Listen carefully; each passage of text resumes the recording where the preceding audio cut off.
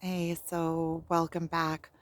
I want to talk about a little bit more about the pain during the spiritual awakening. When you are able to, I'm finding within myself that you are able to quiet the mind and feel the pain at the same time. That means that the pain doesn't have any attached thoughts to it.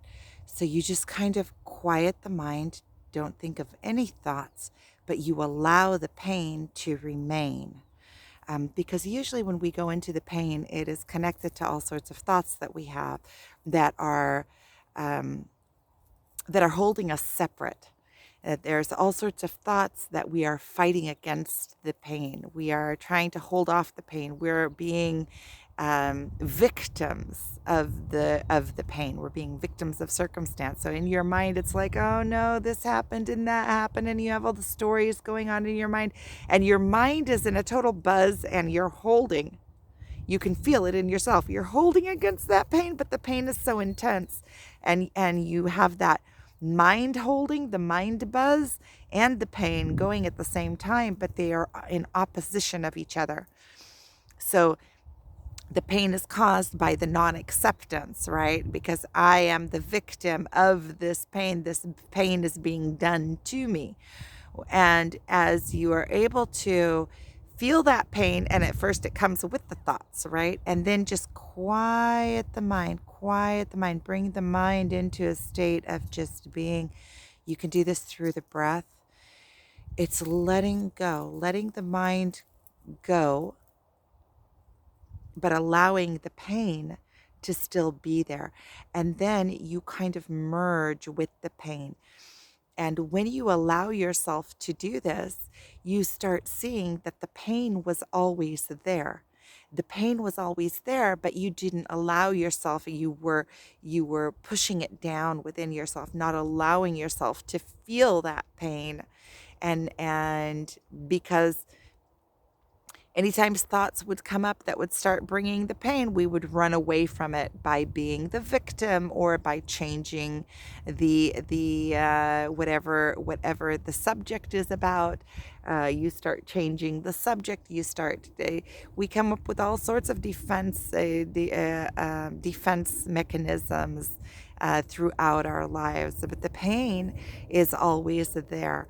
And the defensive mechanisms can sometimes look like offensive mechanisms, but it's all the same thing.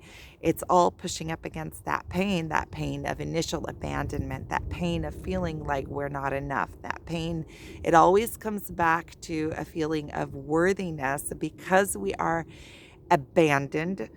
We are abandoned children. We are separate from the all. We have this illusion that we are separate and that whatever is outside of us is not us. So we don't have control. And we feel like we're still little children trying to find all sorts of ways to control. And we find ways to control within society's boundaries. So society gave us these rules, right? And then the more you can keep by the rules, the more you know what to do, the more security you have. And the system holds us in this place of being weak. And the system, I think that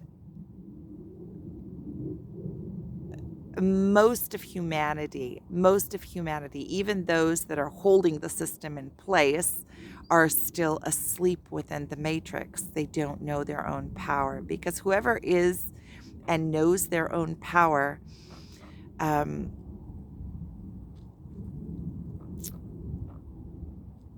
see, there are also there's also false power. So there's a power that is more led by fear, and it's kind of an elusive power. It's not true power. True power comes from a place of knowing yourself and being completely accepting of yourself, and it always comes through love. So true power always comes with the knowing of your greatness, and if you know your greatness, then you don't go into um, I want to say negative, but I know that there is no positive or negative, but they're the perceived negative or ways of controlling others. When you know your true power, you don't want to control others. You have no purpose or need for that. And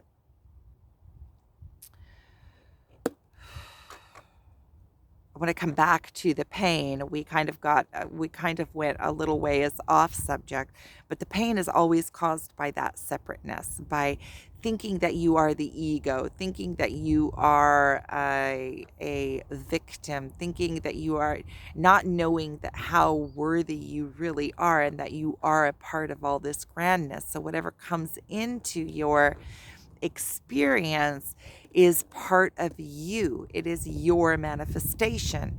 And some of the manifestations are co-manifestations, right? We're manifesting this. Everything is relevant, right?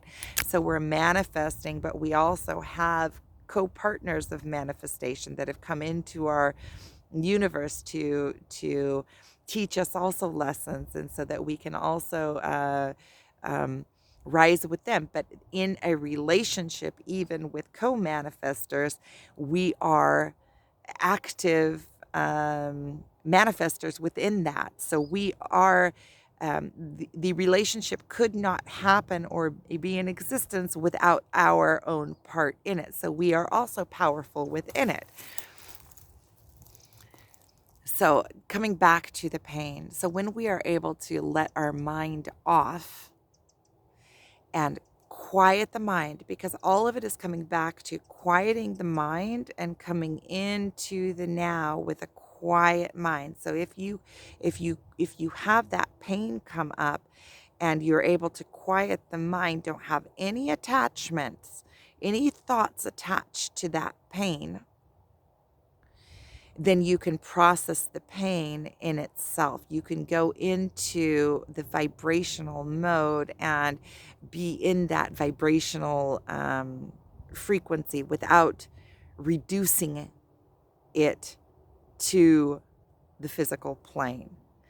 And then you can really go through it.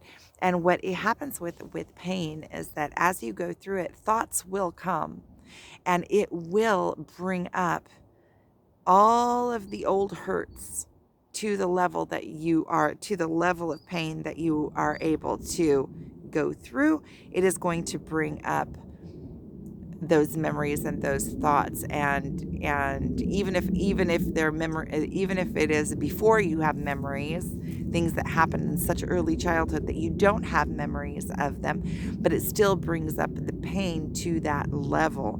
And I think that as children we got hurt much more deep than now. I have a phone call, so thank you for watching.